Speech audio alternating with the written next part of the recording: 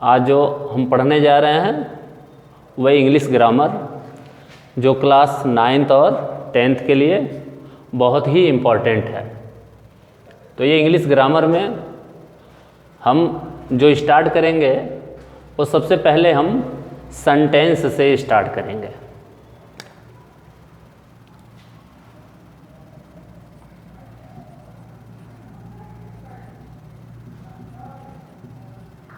Sentence, sentence, sentence means वाक्य। अब बच्चों ये सेंटेंस क्या होता है,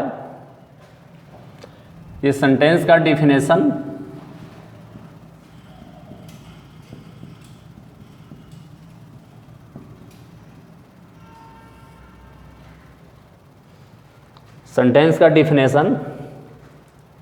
पहले हम बच्चों हिंदी में डिफिनेशन लिखते हैं।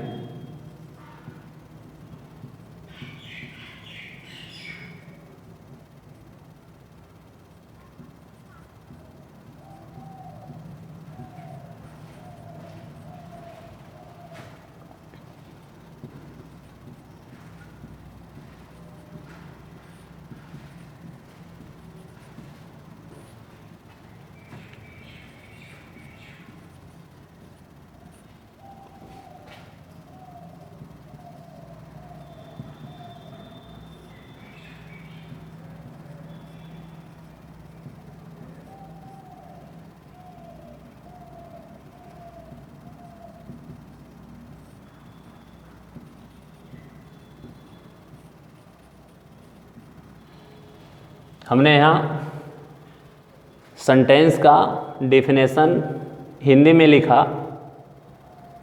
शब्दों का वह समूह जो सही सही अर्थ व्यक्त करे उसे सेंटेंस कहते हैं। शब्दों का समूह। अब इस हिंदी का डिफिनेशन हम इंग्लिश में यहाँ लिखते हैं।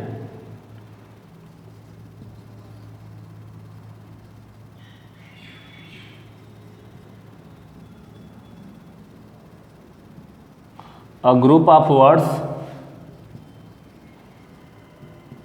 that makes complete sense is called sentence।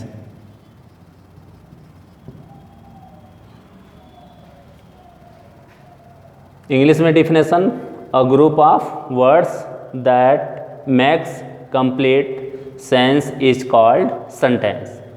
Total बच्चों इस हिंदी का इंग्लिश ट्रांसलेशन है। यह सेंटेंस का डिफिनेशन हो गया। अब यहाँ हम देखते हैं शब्दों का समूह। कोई भी शब्दों का समूह सेंटेंस हो सकता है, हो भी नहीं सकता। तो शब्दों का कौन सा समूह जो सेंटेंस के अंतर्गत आएगा और शब्दों का कौन सा समूह जो सेंटेंस के अंतर्गत नहीं आएगा। तो एग्जाम्पल में हम देखते हैं, जैसे शब्दों का समूह, हमने एक शब्द लिखा बॉय, बॉयज, फिर प्लस करके are, plus going, plus to, plus school. बच्चों बॉयज ये एक शब्द है, आर ये भी शब्द है, गोइंग ये भी शब्द है, टू ये भी शब्द है, स्कूल ये भी शब्द है। तो यह जो है शब्दों का एक ग्रुप है। Boys are going to school, यानी लड़के स्कूल जा रहे हैं। इस पूरे ग्रुप को मिला दिया जाए तो यह एक सेंटेंस बन जाता है, जिस सेंटेंस का कंप्लीट सेंस शो हो रहा है, यानी पूर्ण अर्थ निकल रहा है। इसलिए यह शब्दों का समूह, यह हम सेंटेंस कह सकते हैं। अब हम ये देखते हैं कि कौन ऐसा शब्दों का समूह जो सेंटेंस हो भी सकता है और सेंटेंस नहीं भी हो सकता है। हमने यहाँ लिखा दूसरा एग्जाम्पल, बॉयज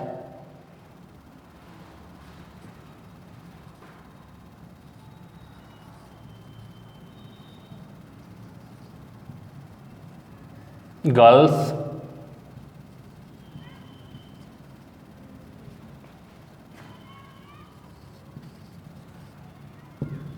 देखो बच्चों, ये भी शब्द हैं, boys, toys, girls, Ram, pen, ये भी शब्दों का समूह है। लेकिन यह शब्दों का समूह सेंटेंस का निर्माण नहीं कर पा रहे हैं, क्योंकि इसके जो अर्थ हैं वह कंप्लीट नहीं हो पा रहे हैं। इसलिए यह सेंटेंस नहीं माना जाएगा। सेंटेंस वही माना जाएगा जिन शब्दों का सही सही अर्थ निकले, सो हो, वही जो है सेंटेंस के अंतर्गत आता है। प्रिय बच्चों, हमने यहाँ सेंटेंस का डेफिनेशन हमने पढ़ा, सेंटेंस का एग्जाम्पल पढ़ा। अब हम यहाँ देखते हैं सेंटेंस कितने प्रकार के होते हैं। तो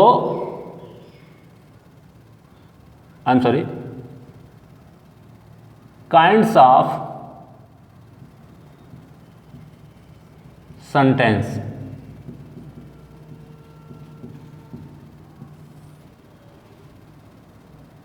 सेंटेंस के प्रकार।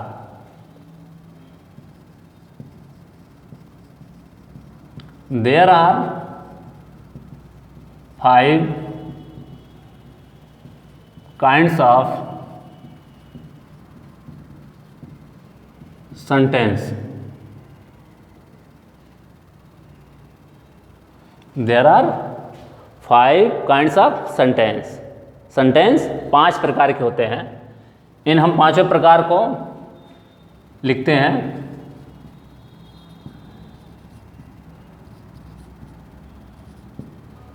पहला,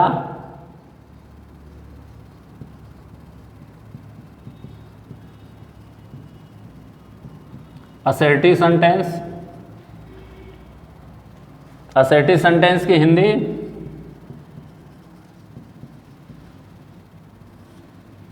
साधारण वाक्य। दूसरा सेंटेंस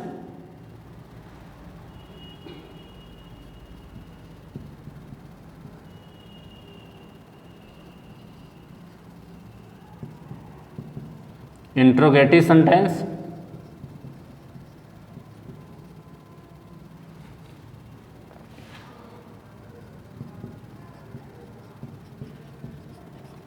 प्रश्नसूचक वाक्य। तीसरा, इंपरेटिव सेंटेंस।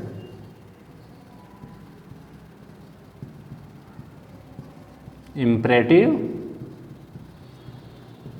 सेंटेंस।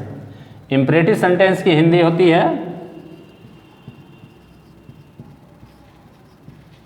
आज्ञा सूचक वाक्य।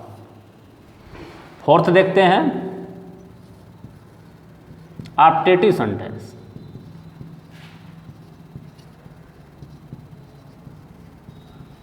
ऑप्टेटिव सेंटेंस की हिंदी होती है भावसूचक वाक्य। इसकी एक हिंदी और होती है इच्छा सूचक वाक्य। भावसूचक वाक्य भी कह सकते हैं, इच्छा सूचक वाक्य भी कहते हैं। और लास्ट 5 तो जो आता है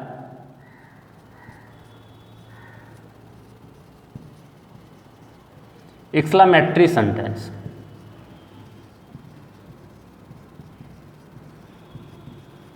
एक्सक्लेमेटरी सेंटेंस का हिंदी अर्थ होता है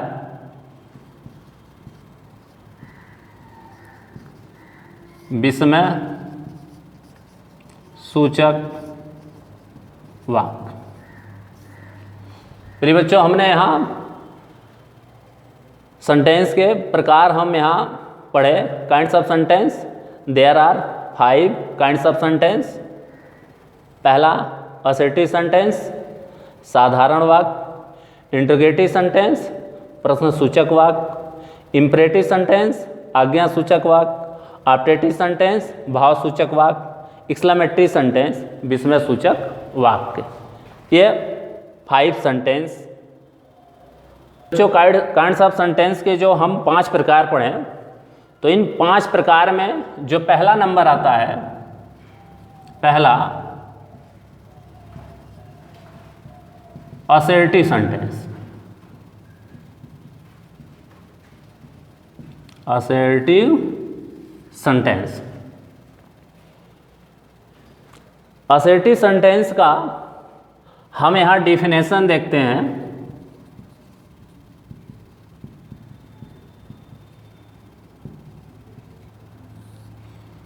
अफर्मेटिव सेंटेंस, पहले हम हिंदी में इसका डिफिनेशन लिखते हैं।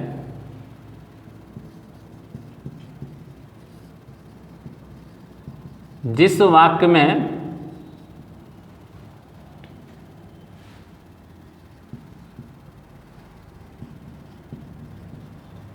सकारात्मक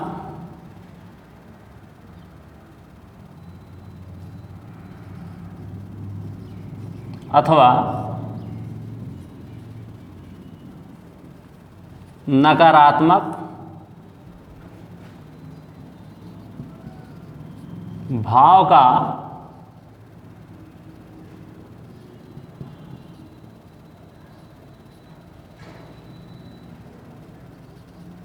बोध हो, उसे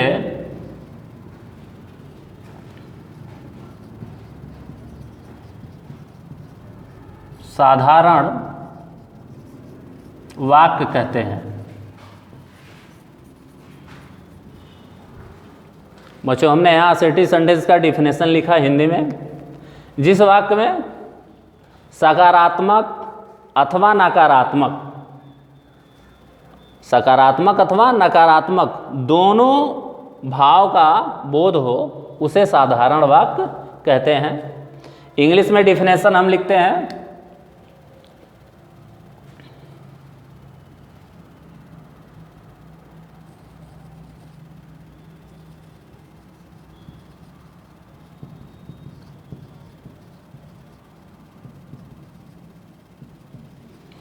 an assertive sentence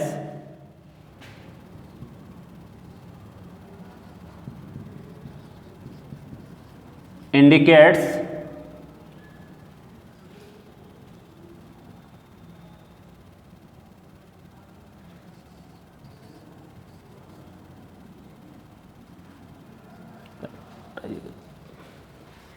assertive sentence indicates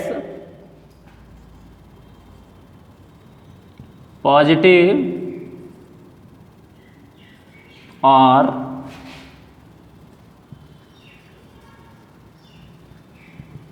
negative sense. प्रिय बच्चों, असर्टिव सेंटेंस का हिंदी डिफिनेशन हमने यहाँ लिखा। जिस वाक्य में सकारात्मक तथा नकारात्मक भाव का बोध हो, उसे साधारण वाक्य कहते हैं। English definition, an assertive sentence indicates positive और नेगेटिव सेंस।